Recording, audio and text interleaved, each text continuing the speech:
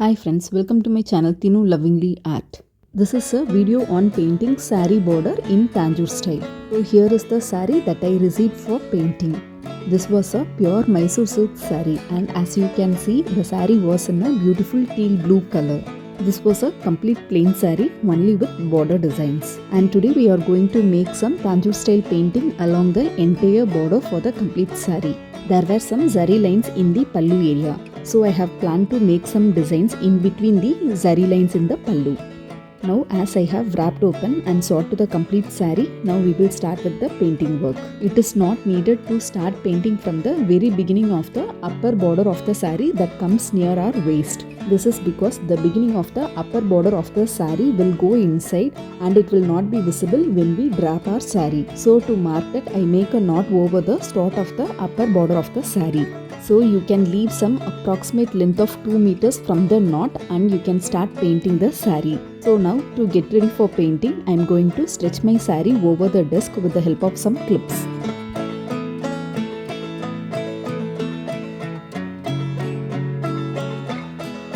So this will be the design that I am going to paint over the entire length of the saree border.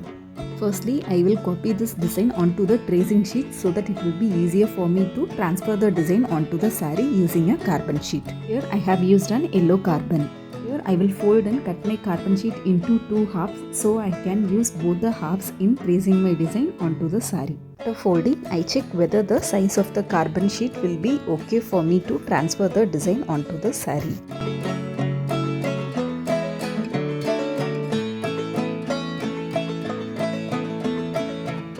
Now I position my carbon sheet and then I place the design paper over the carbon sheet and I secure them from moving using tapes for tracing the design onto the fabric.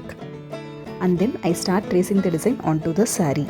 After I complete tracing this segment of the design, I move the design paper and I trace this design along the complete length of the saree. The most important step to be considered in painting the border for the saree is that to draw the design and to place the design paper in the correct direction of the saree. This is because once you have started the painting, it can never be corrected. This was a very huge step I learnt while painting this saree. In the end of this video, I will show you another saree where I have wrongly painted. So now I have completed the tracing work along the entire length of the saree. So here is the knot that I have made in the starting of the upper border of the saree that will come along the hip area. As I have already said, I left 2 meters gap from the knot and then I have started tracing my design.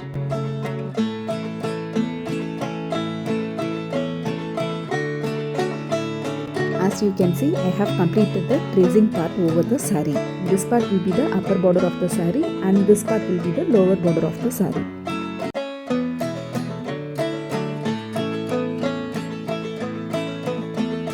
And this will be the pallu border of the saree. Make sure that you make a sharp corner over the edge of the pallu. These are the important points that you have to look into while you are painting a saree.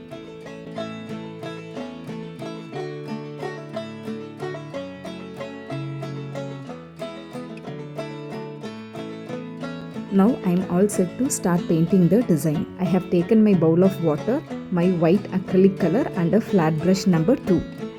Then I start making the base coat for the painting using white acrylic color. As I always say, I prefer making 2 layers of white as a base coat. This is because the white base coat reduces the amount of other color paint I use. And secondly, the already made white base coat makes the painting look more vibrant and colorful. Here I have used this bigger bottle of white acrylic color. This is because the paint in this bottle is already little runny and it will be easier for me to use the white paint directly onto the fabric without mixing water to it.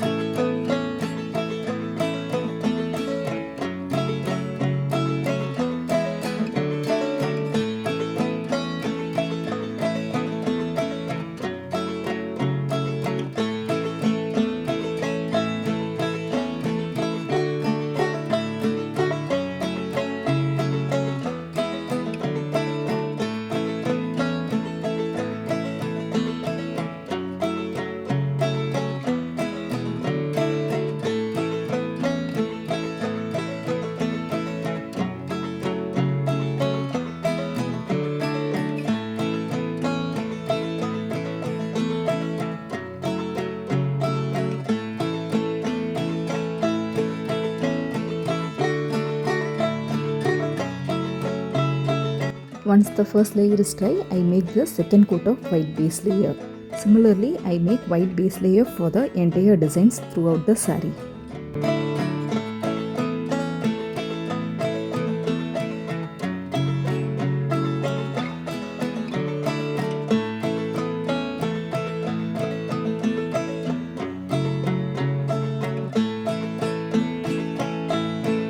Similar to the lotus, for the swan design also I make 2 coats of white base layer.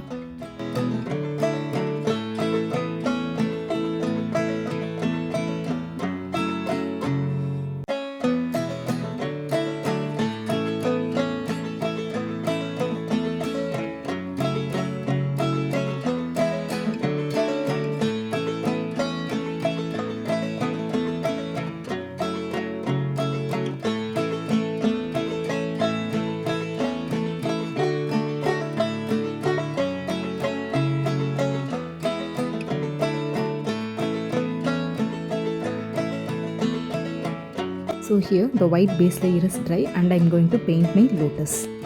I add some white acrylic color in the petal, then I add the pink color to the border of the petals and I then blend in the pink and white color. Similarly, I repeat this process for all the petals. I use the same flat brush of number 2 for the entire painting.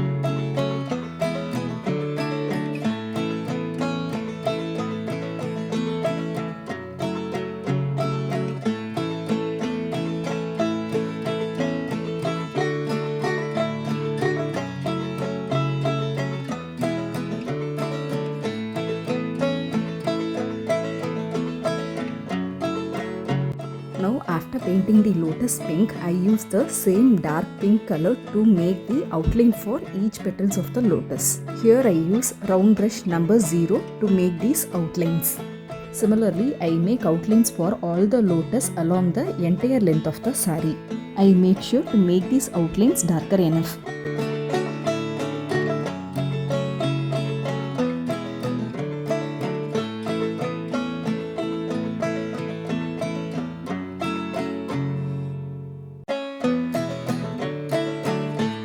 Now I just felt the petals are not brighter enough, so I painted another coat of pink to make the lotus look more brighter. Here the pink color I used is of very thin consistency, that is I mixed a lot of water with a little drop of pink in it. I repeated making this thin layer of paint for all the lotus along the entire length of the saree to make it look more brighter. Now I start painting my swan. Here I chose body of the swan to be of orange color and the wings of the swan to be of purple color. So here I make thin white layer along the body of the swan and then I add orange in the borders and I blend in inwards. I never paint the entire picture in a single go. I divide the painting into segments and then I color. And I always believe that painting in segments is a lot more easier.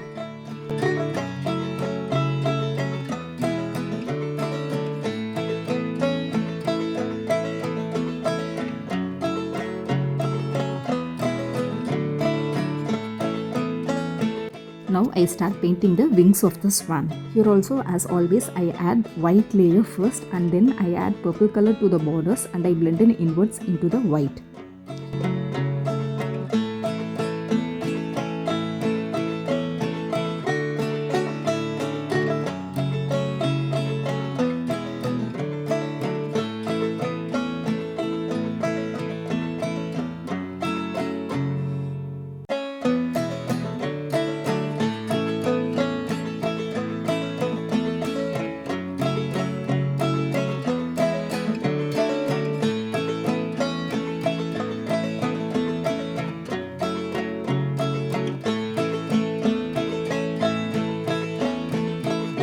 After the painted area of the wings dry, I use purple color to make outlines for the wings.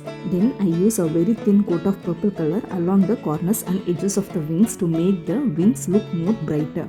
I repeat the same process of adding outlines for the wings and adding more colors to make the wings look more denser for the other wings too. Now I add in the eye for the swan. First I paint the white area of the eye.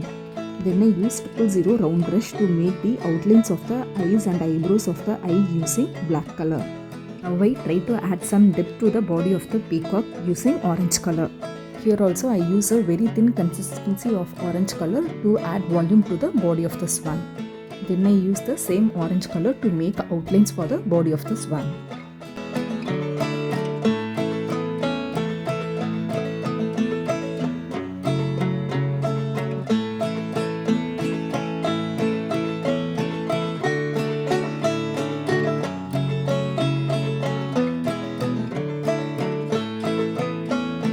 I always add on layers until I am satisfied with the outcome. Similarly, I paint all the swans along the entire length of the saree border.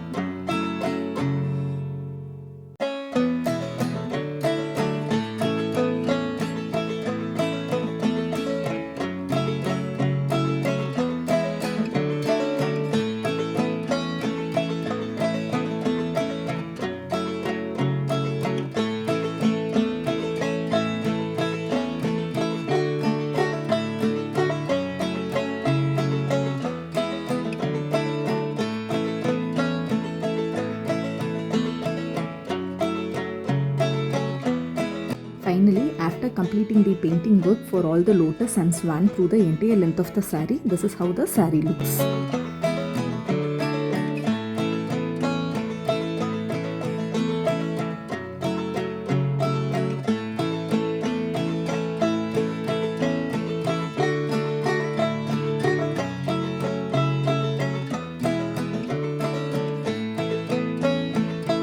So now we are going to paint the gap between the zari lines in the pallu area of the saree. So this is the pallu border which is already painted. So As always, I trace my design onto the saree by using a design paper and a carbon sheet in between the zari lines in the pallu. Measure the gap between the zari lines and then draw your design based upon the gap between the zari lines. Always make sure to secure your design paper from not moving because that do change the course of our tracing.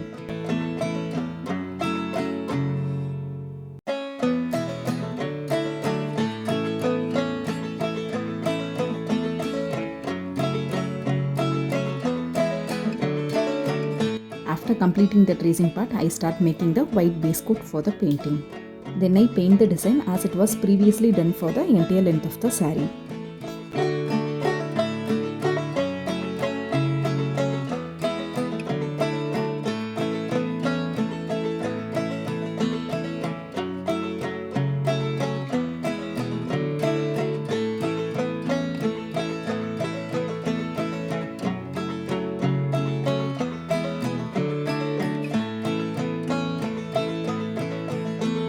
After completing the painting work throughout the saree, then I start using the outliner. This is the Pearl Metallic Gold 3D outliner that I always use from the Fevicryl brand. I was here comfortable to use the liner directly from the bottle. If it is necessary, you can make cones like mehendi cone and then you can fill the cone with the outliner and then you can use the cone to make the outlines. Using the cone for outliner work is always your choice and preference. I use cones when I am to make very thin outlines.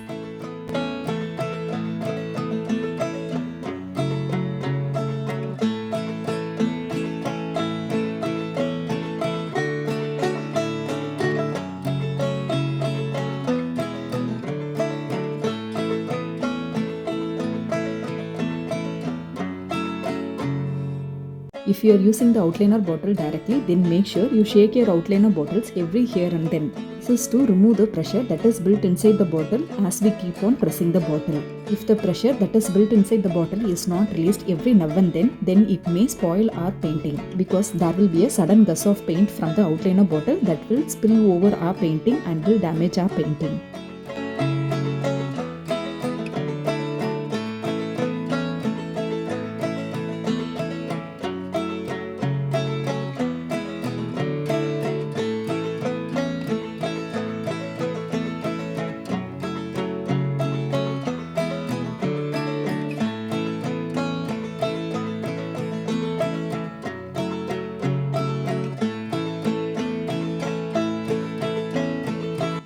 Always have a waistcloth handy to wipe the nozzle of the outliner bottle. By wiping the nozzle, it ensures to make the thin strokes of outliner.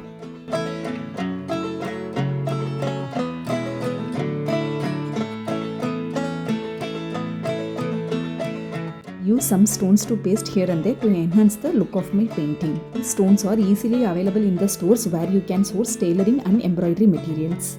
I always prefer using a toothpick to pick and paste the stones. It's your choice. You can even use back of the brush or any other material to pick and paste the stones.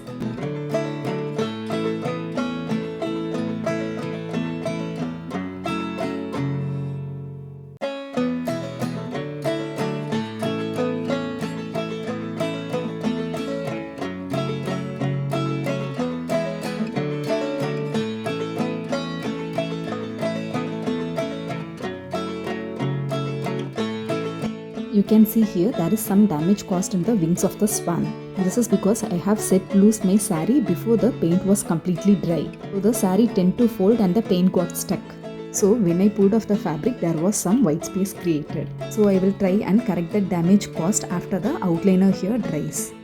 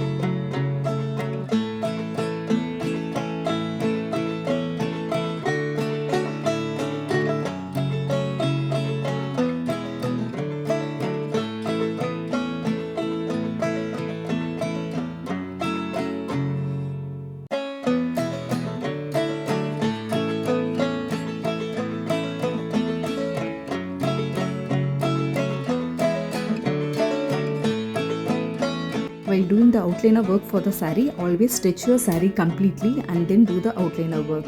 If you are working in segments, do allow the outliner you already worked to dry and then go with the next segment.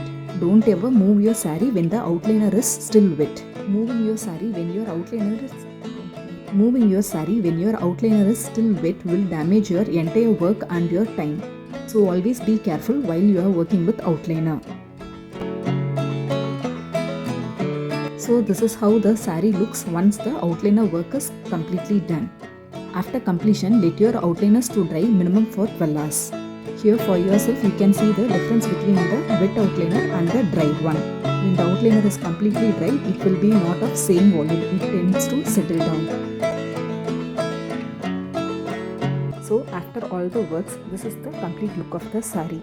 As you see, this is the upper pleats of the saree that comes on our shoulder.